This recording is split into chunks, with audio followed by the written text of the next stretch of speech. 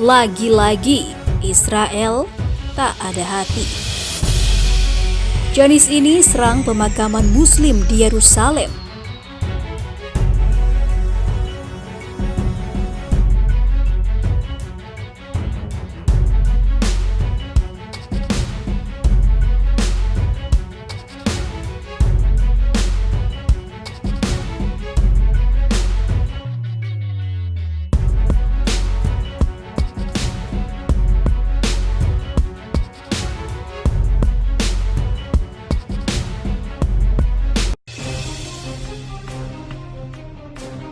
Pemerintah Israel menggerebek sebuah pemakaman Muslim di Yerusalem Timur yang diduduki dengan tentara dan juga bulldozer. Israel menghancurkan dinding dan juga tangga di bagian utara pemakaman Al-Yusufiyeh untuk membuat taman di daerah tersebut. Hal ini dijelaskan oleh Direktur Eksekutif Komisi Perlindungan Makam Muslim Ahmed Al-Dajani, dilansir dari Anadolu Agency pada Senin 14 Desember 2020. Dajani meminta otoritas Israel menghentikan serangan mereka terhadap situs Muslim di wilayah tersebut. Sementara puluhan warga Palestina berkumpul di daerah itu untuk mencegah penggerbekan. Belum ada pernyataan yang dikeluarkan dari pemerintah kota Israel tentang insiden tersebut. Pemakaman Al-Yusufiyeh yang terletak di sebelah tembok yang mengelilingi kota tua adalah salah satu kuburan Muslim tertua di Yerusalem yang diduduki Israel. Sekitar 2 minggu lalu, pemerintah kota Yerusalem berusaha menghancurkan tangga bersejarah yang menuju ke kota tua dan Masjid Al-Aqsa. Tetapi langkah tersebut kemudian dicegah oleh Palestina. Hukum internasional memandang tepi barat dan Yerusalem Timur sebagai wilayah Palestina, sehingga tindakan Israel yang menduduki wilayah tersebut merupakan tindakan ilegal. Kebebasan Palestina baru-baru ini semakin sulit didapat setelah beberapa negara Arab seperti Uni Emirat Arab, Bahrain, dan Maroko melakukan normalisasi hubungan dengan Israel melalui mediasi dari Amerika Serikat. Sementara pemerintah Indonesia menegaskan posisinya yang berpegang pada konstitusi, Kementerian Luar Negeri tidak pernah berhubungan dengan Israel, ujar juru bicara Kementerian Luar Negeri Tuku Faiziah.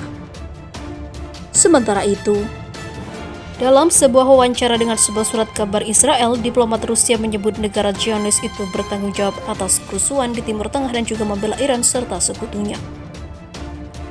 Masalah di kawasan Timur Tengah bukanlah aktivitas Iran, dan Duta Besar Rusia untuk Israel Anatoly Viktorov kepada Yerusalem Post yang kemudian dibagikan oleh kedutaan Moskow di Tel Aviv. Ini adalah kurangnya pemahaman antara negara dan juga ketidakpatuhan terhadap resolusi PBB dalam konflik Israel-Arab dan juga Israel-Palestina. Ibunya seperti dikutip dari Newsweek pada Rabu 9 Desember. Israel terus saja mencaplok wilayah dan juga menetap di seluruh wilayah yang dianggap wilayah Palestina oleh PBB. Kekerasan antara kedua belah pihak telah menghalangi upaya perdamaian selama beberapa dekade. Meskipun perselisihan antara Israel dan Iran bersama dengan mitra pro-Palestina seperti gerakan Hizbullah Lebanon telah diutamakan.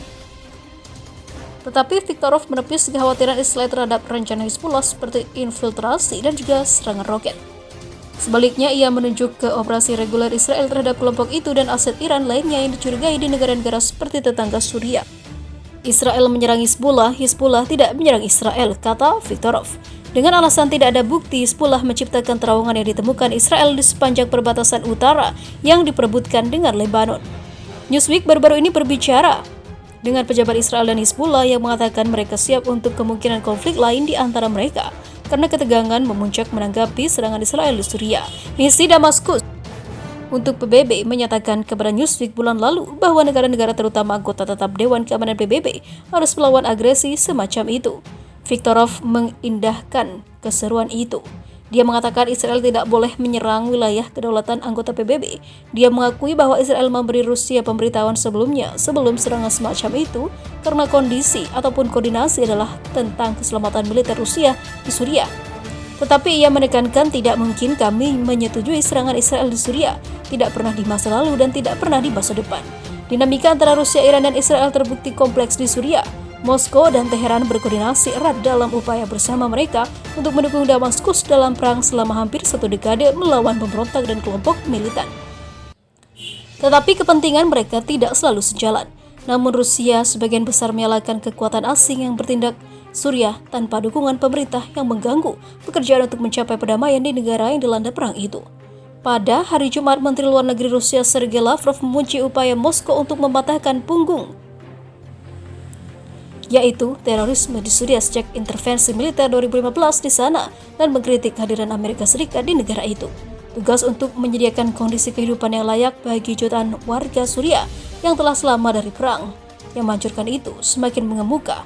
Ini membutuhkan partisipasi dan seluruh komunitas dunia, kata Lavrov dalam dialog Mediterania 2020 di Roma.